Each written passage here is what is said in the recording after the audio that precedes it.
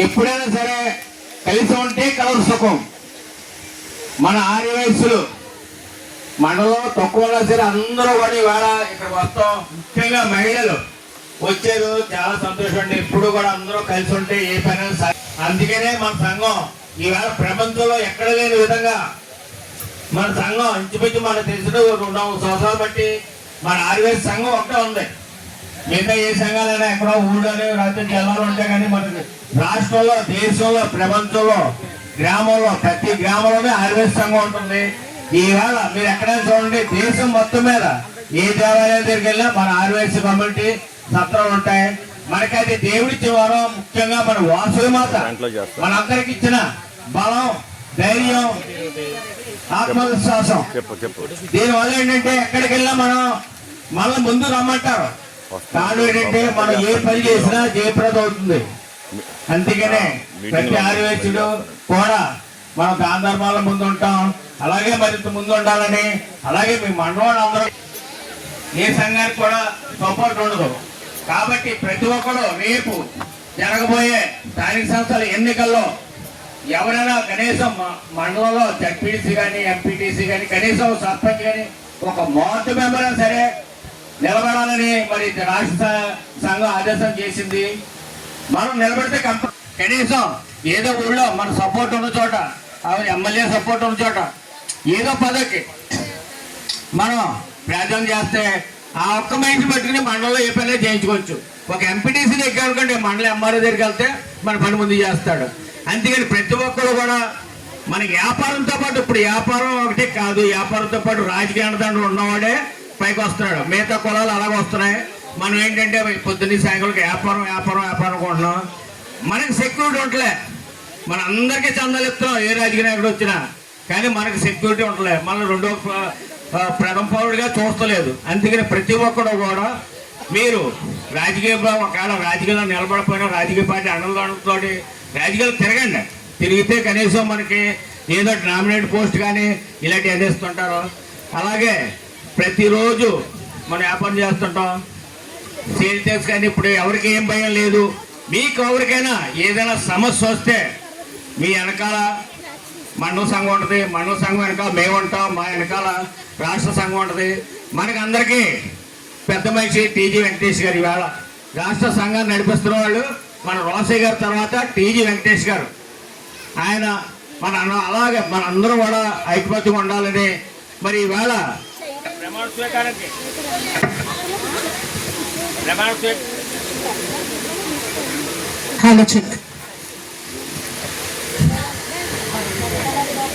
ప్రమాణ స్వీకారం చేస్తున్న మన అందరినీ కూడా వేదిక మీద ఆహ్వానిస్తారు. వారితో మేము ప్రమాణ స్వీకారం చేస్తామండి. ఫస్ట్ ఇంకా మన మండవి వెంకన్నబాబు గారు అమ్మా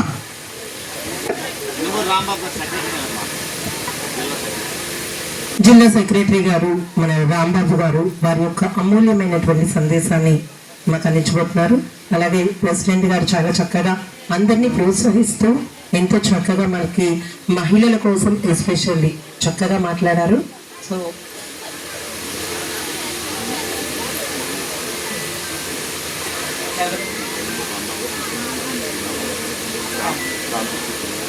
ఓకే అండి, thank you sir. So next మన ప్రెసిడెంట్ గారికి అయితే మన సంఘం తరఫున హృదయపూర్వక ధన్యవాదాలు తెలుపుకుంటూ, అలాగే మన జిల్లా సెక్రటరీ గారు రాంబాబు గారు, మన పొట్టి శ్రీరాములు గారు స్టాంప్ కూడా ఈయన చేతుల మీదుగానే రిలీజ్ అయిందంటండి. సో వారిని ఉపన్యసించవలసిందిగా కోరుచున్నాను. సభాయ నమః. వేదికను అలంకరించిన పెద్దలకు, ఈ సమావేశానికి విచ్చేసిన సోదరి మనులందరికీ నా నమస్కారం.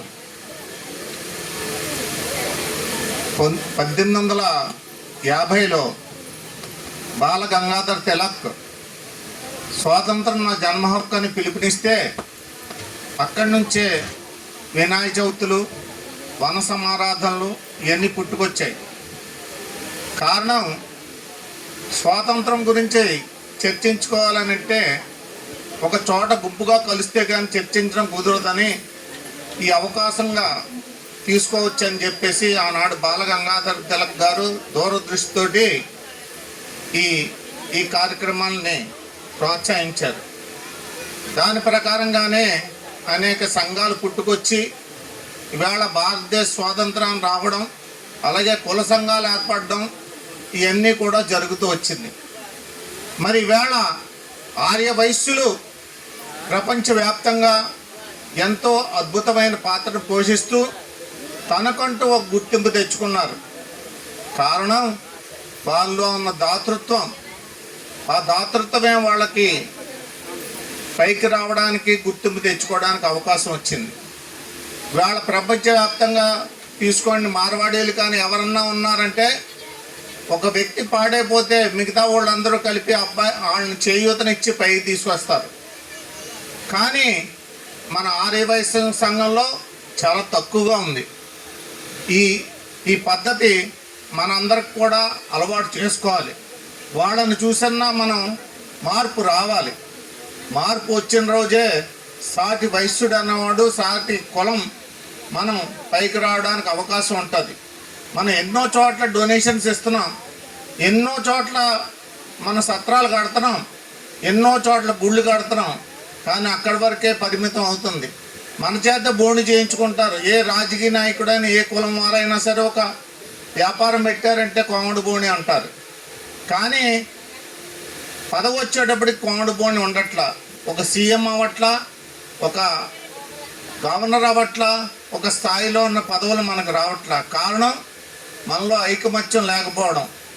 దీని సందర్భంగానే 94లో వైఎంఏ ప్రెసిడెంట్గా ఉన్నప్పుడు నేను రాష్ట్ర వ్యాప్తంగా తిరిగి నందమూరి తారక రామారావు తిరిగినట్టుగా తిరిగి మన అందరి మధ్యలో ఐకమత్యం రావాలని అనకాపల్లి, వైజాగ్, రాజాం, శ్రీకాకుళం, అలాగే ఇటేపు తెనాలి, విజయవాడ, సత్తిపల్లి, నరసరాపేట ఇవన్నీ తిరిగి అన్ని వైశ్య సంఘాలని ప్రోత్సహించి ఆవేళ సుబ్రహ్మణ్య మైదానంలో పబ్లిక్ మీటింగ్ కండక్ట్ చేయడం జరిగింది.